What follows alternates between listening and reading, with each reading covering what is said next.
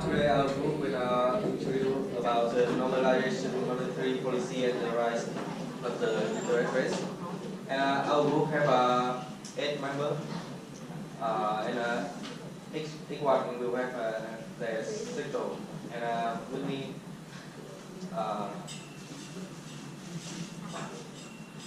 in the first part, I will discuss about the monetary policy before and during crisis. First of all, as you can see that before crisis, the central bankers, the monetary policy, the central bankers to regulate the economy.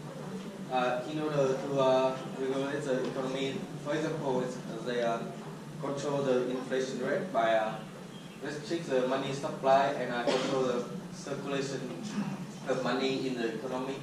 And furthermore, they increase the requirements for bank reserves. The reason to do that two things is to reduce the demand for cash borrowing and bank capability for loan.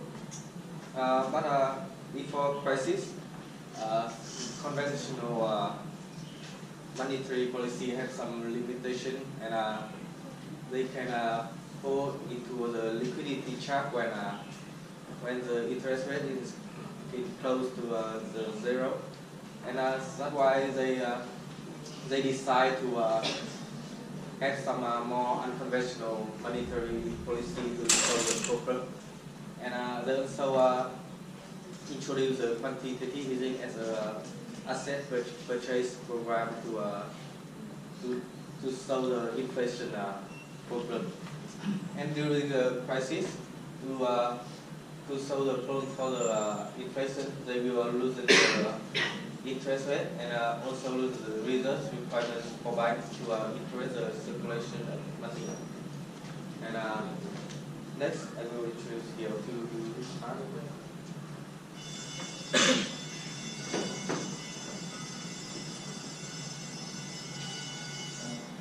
So, hello everyone, my name is Hiếu, and my part is the effect of unconventional monetary policy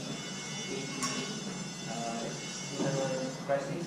And when the inflation economy become overheat, going rapidly in the high that inflation increase to dangerous level, the central bank will create money, will tighten their money supply, and this effectively will reduce the amount of money in circulation, and also the rate that amount of money will enter in the system. Raising the target interest rate will make money more expensive and increasing the borrowing cost. It will reduce the demand for cash in circulation. The bank may increase the level of research that commercial and retail bank must keep on hand.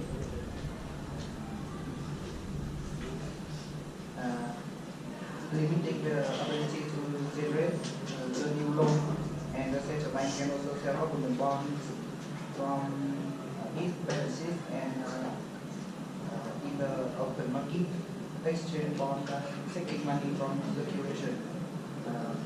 This activity will lead the central bank to expand the money supply to the open market operation. Can go almost in a crisis. Government security tend to become weak up due to their safety. So the central bank can purchase other security in the open market outside of government bond. It often refers to quantitative easing because the limitation account, so I can only show you one unconventional monetary policy is a QE, and this six other central bank will be used to boost the economy. The first one is central bank will create money to buy bonds from financial institutions. That will lead to interest rates reduce, and people borrow more, and they spend more and they create job, and then they can move the economy. The next part, I will introduce to you Phương.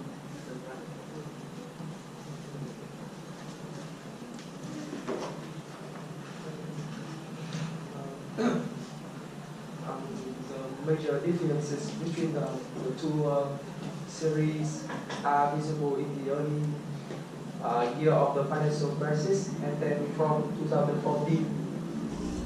Indeed, in response to 2008 and 2009 crisis, with distressed financial intermediary, yes, the ECB embarked in long-term refinancing operation with full allotment, with a maturity of 3, 6, and finally 12 months in July 2009. The amount borrowed at this facility was substantial, roughly 5% of annual area GDP for 3 months, slightly less than 2% for 6 months, and about 6.5% for 12 months. This policy were addressing funding concern in the banking sector in an attempt to allow banks to keep lending despite an acute confidence crisis. The differences in the quarterly growth rate of many of the observed variables are often small, but nevertheless imply significant and persistent differences in the evolution of level, which we show in this figure. With the exception of the interest rate, the level are normalized to 100 in 2008. Our estimates suggest that as one would expect without unconventional monetary policy measure, the output, consumption, investment, households, real wage, and the buy level would have been lower.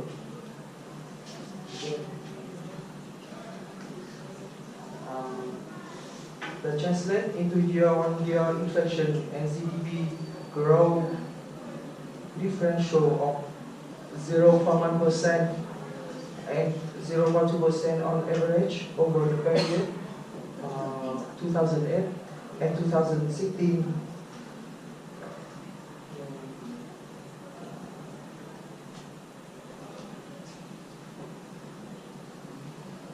When a public and private sector asset purchase program had been announced and conducted, inflation and GDP growth would have been lower by 0.3% and 0.5% respectively.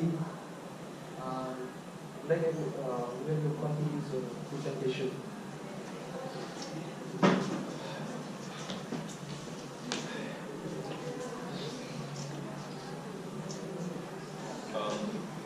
My part will cover the reason why we should slow down conventional monetary policy. The fact is, among the countries who have used QE and low interest rate in the past, only the UK can reach its inflation target, which is about 3%. The other have not met the target.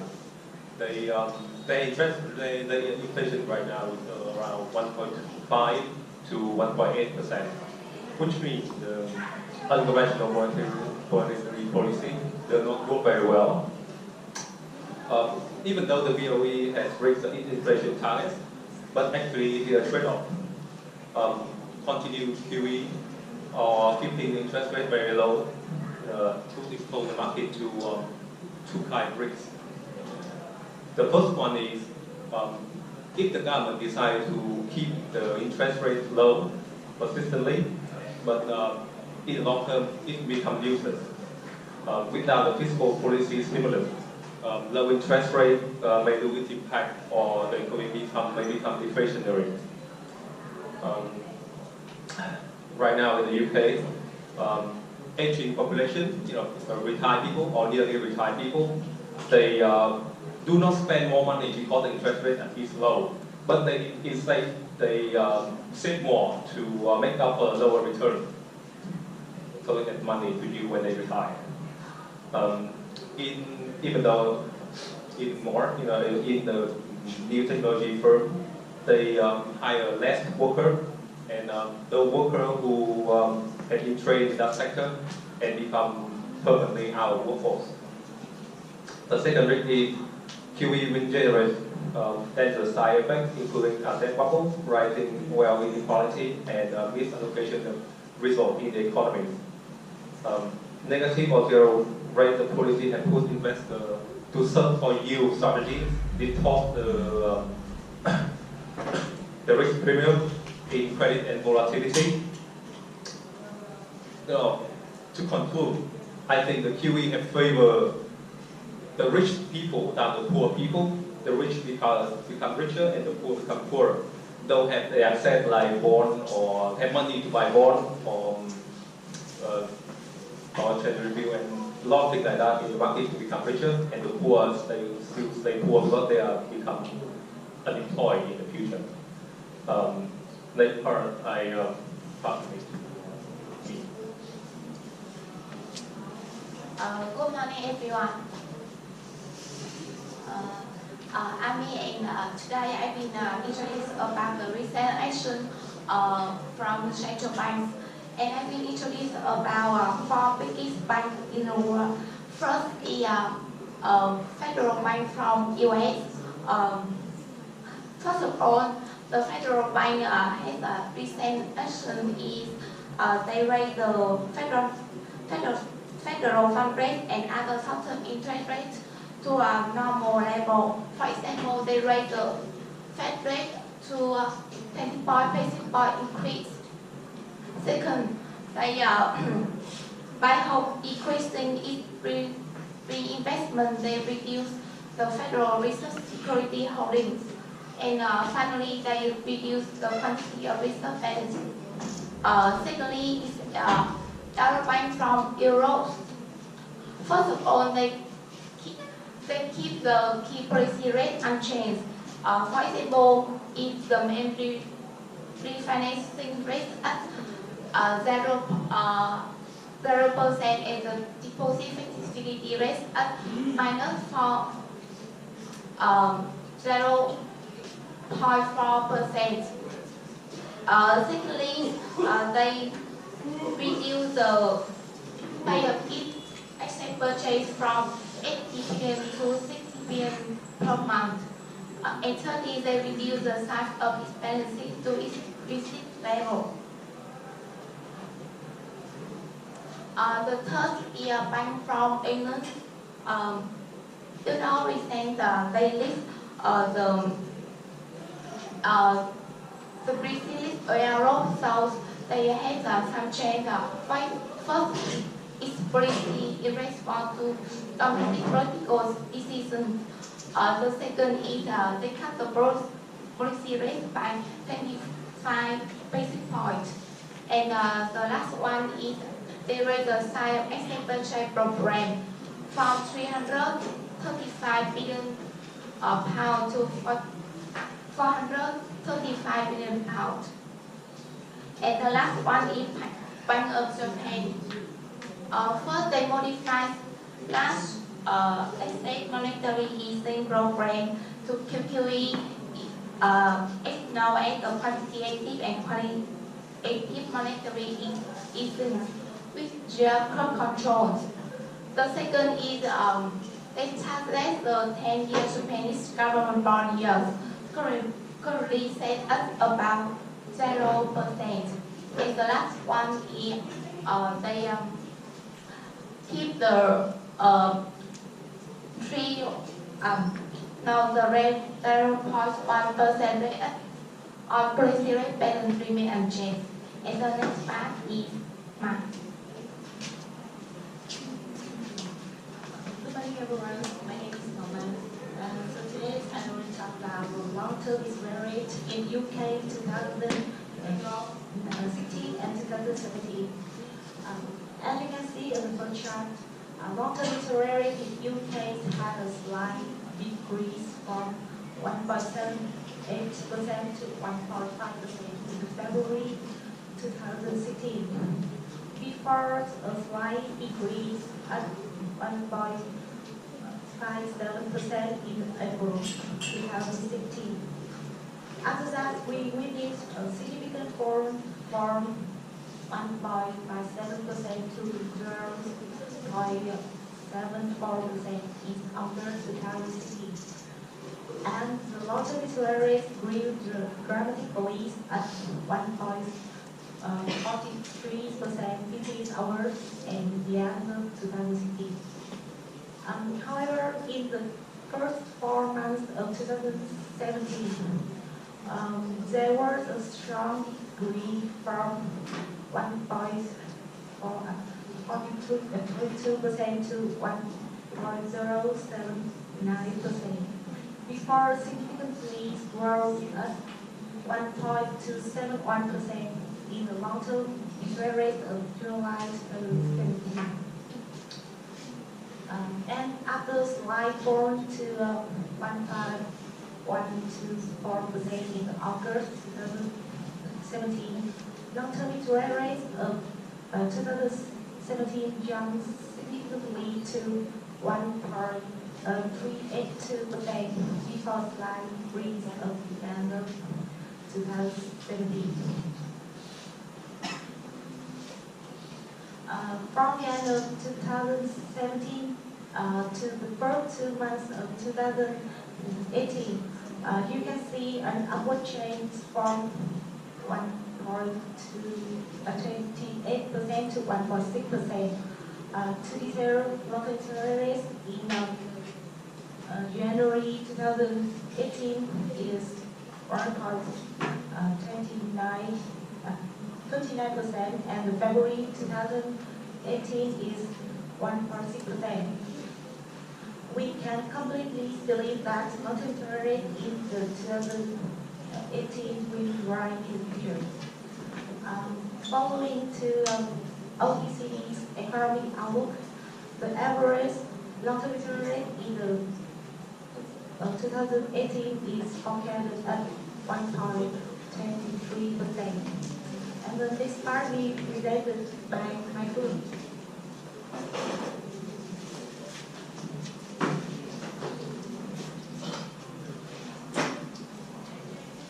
Hi everyone, my name is Phương, and my task for today is give you some information and idea about the question, can long-term interest rate uptrend for long? So first of all, before making some prediction, I will talk about some theory that related to the interest rate. So the first one is the expectation theory, that the assumption is born with different maturity have either perfect substitute, and they will provide the same expected return for the given investment horizon. So in fact, the short rate of UK is very low, so they will expect it to rise in the future.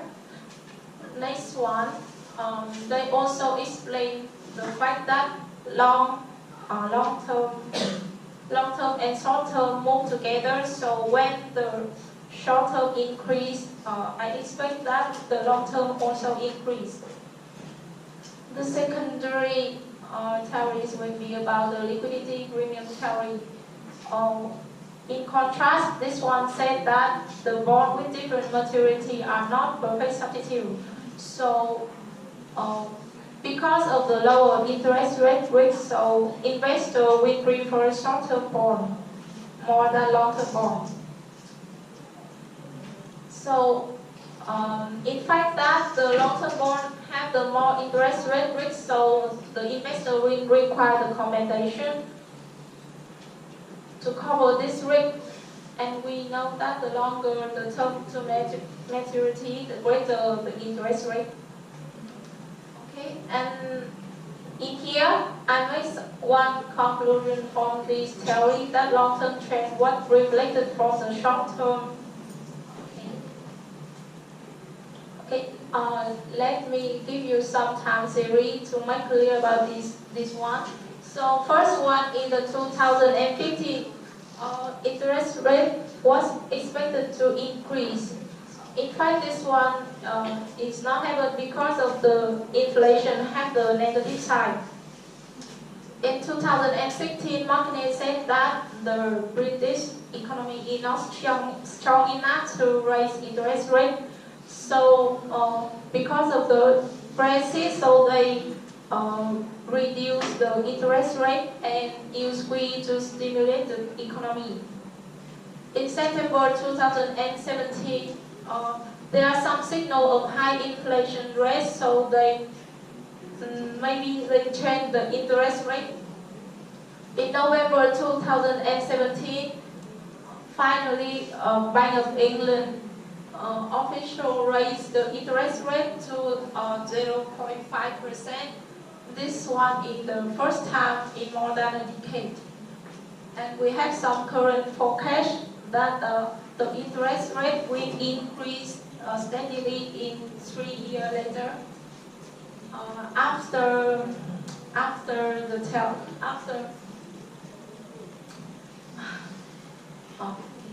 Using the theory and some real fact in UK economy, I make some conclusion. First one, long-term change was reflected from short-term, and secondly, I forecast that short-term will increase steadily in 3 years. So the long-term interest rate will increase also until we complete the Brexit. Okay, this is my presentation. Now, Hoàng, Nguyên,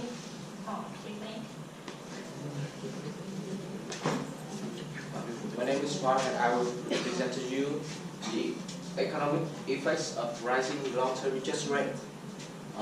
With the rise of interest rate, it will increase the cost of borrowing. Therefore, the cost for credit card and loans will be more expensive, lead to the decline in consumption. And moreover, the rise of market interest payment and the cost of bank loans will also affect the confidence of investor and households. Therefore, in the long term, we will also reduce the investment. Okay, continue.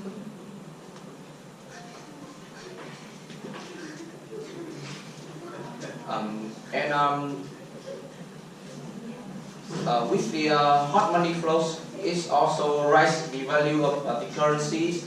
Therefore, we will increase the saving deposit and reduce the investment in long term. With the reduce of long-term investment and the consumption, we will lead to the lower economic growth in long term, and the rise of value of currency will lead to the low inflation. And thank you for listening to our presentation.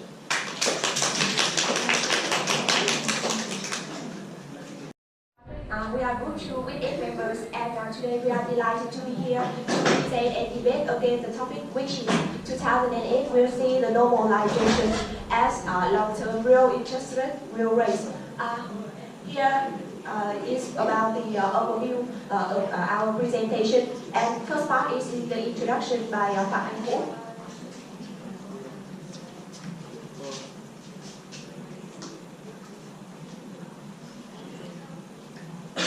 Firstly, we will go back to the financial crisis in 2007, when the central bank policy is considered to be abnormal.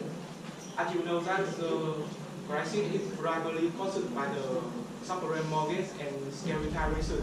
The poor economic pull deeply in the recession. People see everywhere risk. They very hesitate to invest, consuming, or lend.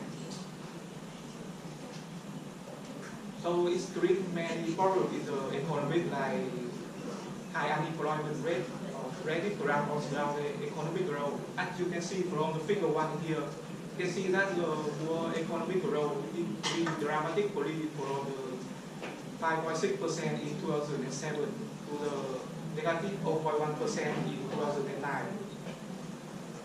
In that case, the central bank need to intervene. They will look at some conventional policy, but however, they do it very normal way. Like the Fed can put their interest rate very close to zero, but however, they put in liquidity trap.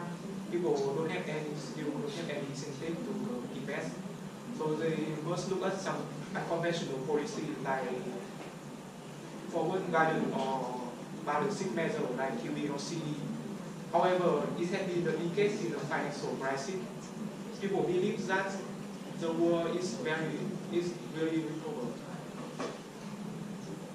As you can see from the figure 2 here, we can see that the real GDP growth is very stable at 3.5% in recent years. There's also some sign on the central bank. They said that Fed has increased their fund rate 3 times in last year. However, it's been the 5th time since the financial crisis. So the ECB also said that they will reduce their QE program this year from the 60 billion euro to 13 billion euro. You can also see from the figure 3 that government bond yields of UK and US have recently increased, and there are some statements that in 2018 we will see that the normalization of the central bank after long-term interest rate increase. And now we will talk about the next.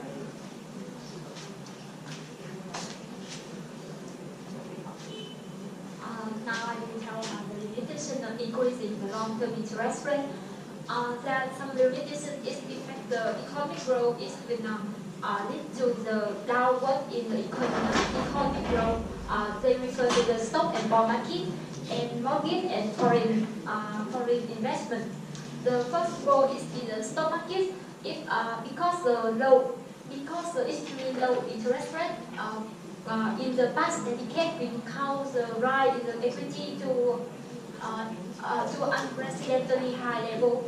The shift to higher interest rate will cause the slow and depress the share price. The level of interest rate will is particularly important for the share price because the higher inflation will raise the nominal interest rate. Nominal profit in a way that offset the inflation component of higher interest rate. Secondly, the bond market, they it raising year when most investors will trade off between the bond and the stock. The cost of if interest rate will go up, the cost of borrowing will more expensive. It means that the demand for the low yield bond will drop, causing the share price to drop. If rising interest rate of a bond and the short-term fixed income here that's more attractive, good coupled with less risk, attractive when investor will now be more attractive between the trade-off between the bond and the stock. The secondly is the mortgage. The house price reflects the nominal interest rate as well as real interest rate. Higher nominal interest rate will limit the number of qualified home buyer by increasing the monthly interest payment. For example, let's assume that we buy a $125,000 a home. The monthly payment home assume that rise in the interest rate from going forward back to the roughly 8%. The interest rate assume that rise from the 4% to the 8%. A monthly payment does have the cost of the price. The same price will rise from the $600 to the more than $900, more than 50% increase. if all the house are actually like that, it's still a big issue. If all house are actually like that, the first is the foreign investment. Central bank like the ECB, Bank of Japan will have continue to use the soft monetary policy to easy stimulate the economic growth and the inflation. As can be seen, the 10th year of 3 countries this year, the Japan and the Germany is require the low interest rate, and the United States is more than them. And for example, in the Japan continue to buy assets, including the stock as like that, keep a lid on the interest rate and force the bond investor to seek higher return overseas. But cash flow into the U.S. from foreign investor could be the biggest reason we may not see a significant rise in the long-term U.S. interest rate in the 2018. Hello everyone, my name is Nguyệt, and today I'm very happy to present about the implication of rising long-term real interest rate for public finance in Europe. Well, firstly, increasing long-term real interest rate will hurt the financial market in Europe, which still fragile and characterized by higher level of private and public debt. Moreover, it could slow down the return of the inflation toward the ECB inflation target, which is below but close to 2%, and moreover, it could affect adversely to public finance. Actually, let me describe more detail about that. When increasing the long-term real interest rate, it means that government will face with the higher cost of borrowing when they want to roll over the old debt or issue the new debt to finance the deficit on the market. In turn, the rising cost of borrowing will increase budget deficit and financing needs.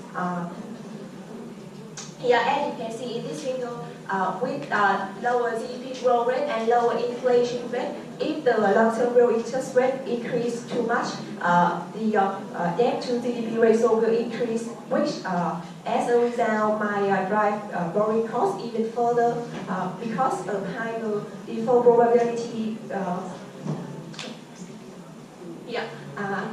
As you can see in this figure, at the end of 2007, we can see the upward trend of the Eurozone 10 years government bond yield, but whether or not it will increase in 2018. If they have to face with the potential cost of the government when they increase the interest, as you can see here, if the yield increase, they have to face with the higher cost of borrowing, especially in Italy and France, higher yield, higher cost of borrowing. So whether or not it's increased in 2018, then is the implication of the raising long-term real interest rate for financing conditions by Ngọc Anh. Hi, my name is Doãn, and my part is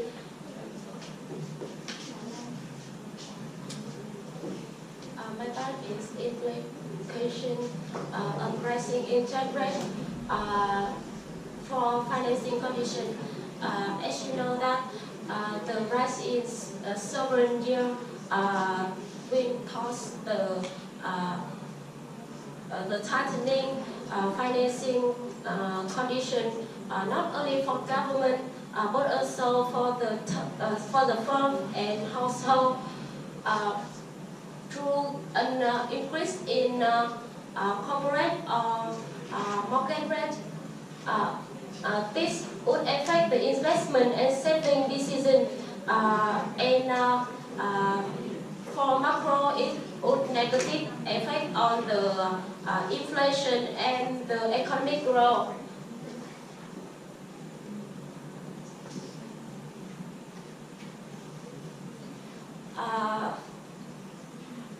According to ODC macro model when 1% increase in interest rate will lead to 1.6% increase in GDP and 0.4% increase in inflation.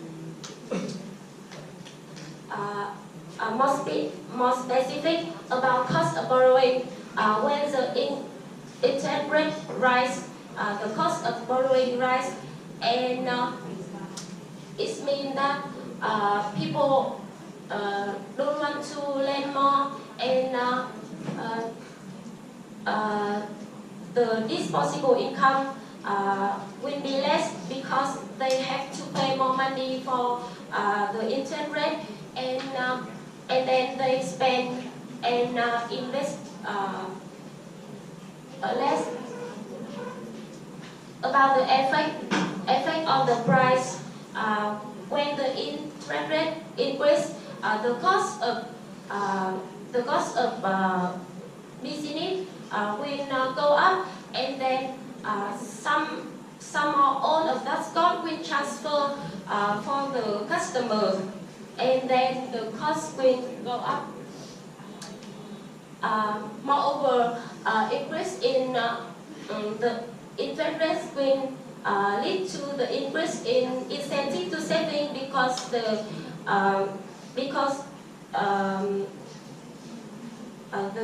interest rates again will go up.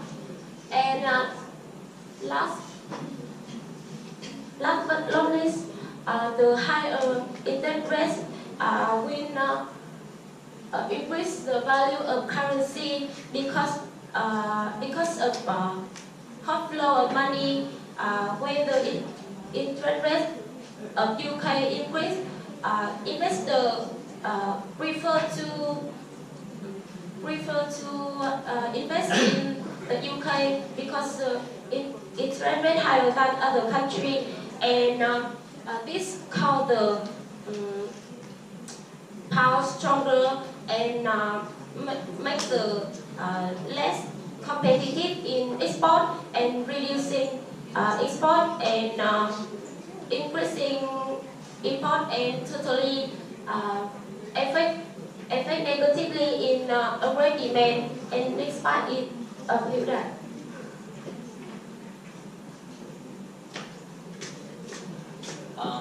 In this part, I will present the challenge for normalization. The first challenge for normalization is reduction in natural interest rate. And following the low market overlap, the U.S. natural interest rates fluctuate in the 2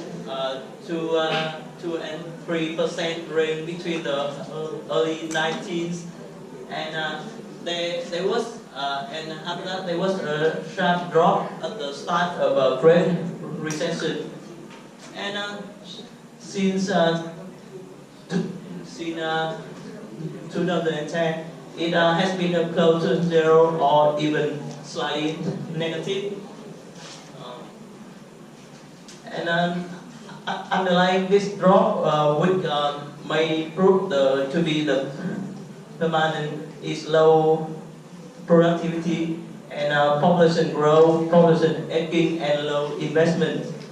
And some highlight an imbalance between a rising propensity to save and a declining propensity to invest of advanced economies, and following difficult to estimate the future cost of natural interest rates.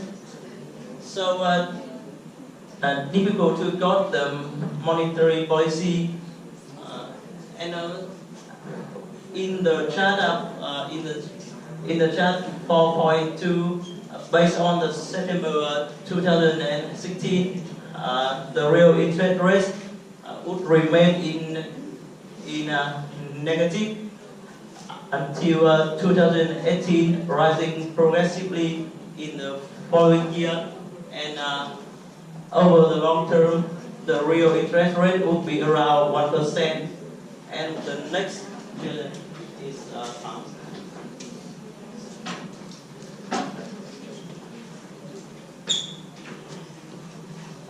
We'll talk about challenge for normalization official interest rates close to zero. The zero lower bound on nominal interest rates constrains central banks' capacity to respond to negative shocks in the real economy or to deflationary process.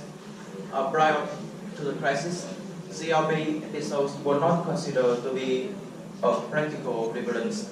The structural models of the US economy and the shocks observed in the past suggest that simple monetary policy rules with a 2% inflation target ensure that federal fund rates only hit zero on a small number of occasions, and that these episodes were short-lived. A protest of heightened uncertainty, a negative output gap, inflation persistently below its target, official interest rates close to ZOB, such as that currently characterizing the United States, makes a monetary policy advisable that is more accommodative than in other circumstances, given the asymmetry of its effectiveness under these circumstances. In the case to pursue the inflation target of 2%, the Bank of Japan is expected to maintain the size of conventional monetary easy measures. So we can see the interest rate tend to decrease, and in South Asia, monetary policy continue to be moderately competitive against in some countries, but credit growth remains subdued in most economies, so interest rate tend to be decreased. And in South Eastern Europe, formal informal currency has constrained conduct of monetary policies, but overall monetary conditions accommodative, and so we can see interest rate tend to decrease. In Africa and America, interest rates tend to be increased. To be more specific, Africa, while inflation remains inflated in many countries, this inflation sees pressures creating space for several central banks to ease monetary policies. And in America, the central bank of Brazil cut its main policy rate from 14.25%, and in Mexico, the lengthy tightly support that started in 2015 lifted the main policy rate from 3% to 7%, and the interest rate tends to decrease. The last slide is the reference. Thank you for watching. Okay, thank you very much. The normalizations. The main idea. And your group, please. Actually, I think with the country have low GDP and low inflation, if they increase the long-term real interest rates, they have to face with higher cost of borrowing. So and they have downturn the GDP, and they have to reduce interest rate to stimulate economic growth as well as the inflation. Okay. And you? How about you? Your group also that you for the normalization, right? Yes. And your group is that because of the low interest rate, right? And my group have a question for. Yeah.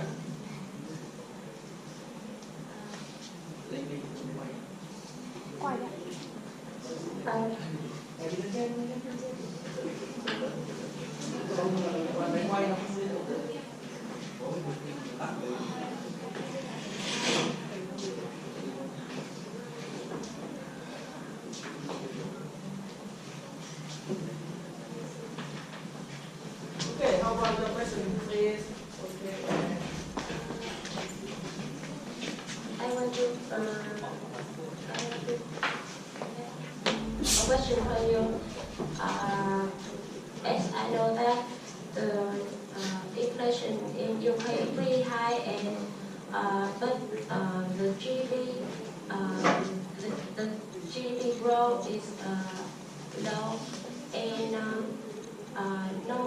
nominalization interest rate will cause some risks for the economy, such as recession, and how can you deal with that problem? Thank you for your question. Judging from the inflation rate, GDP growth, and the employment rate in the UK, I don't think inflation rate right now is too high. It is 3% compared to 1.5% GDP growth is high. But the reason for this problem is the structural factor, which is the Brexit deal. And actually yesterday, EU and UK have reached a very good deal in the Brexit talk. So I think the economic growth will return to its productive potential growth very soon. And besides, there is no emergency level emergency problem because they are in full deployment. So I think rising interest rate can battle the inflation, and the Brexit deal, Brexit good deal, can raise the economic growth in 2018. So I don't think it is a problem.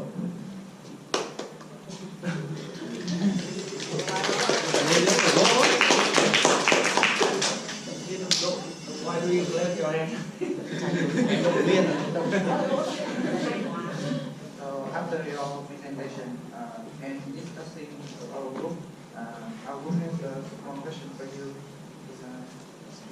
Okay, first is considering to raise the long-term interest rate, and it will affect the other country. So the global interest rate impact. So what is your group opinion about that? Well, actually, I think although Fed is considering about increasing the short-term interest rate, but other countries like Japan or other nations in Europe with lower GDP, they have no choice. They have to decrease the interest rate to attract the domestic and foreign investment to increase their economic growth as well as the inflation. And Fed is just in the time to consider it. So they have to consider about the trade-off between increasing or decreasing the long-term real interest rate. And it makes more time to have the right decision to increase or decrease the long-term real interest rate in 2018. Thank you for listening.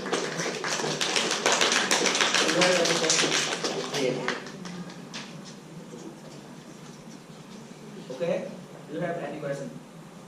No? Okay, stop now.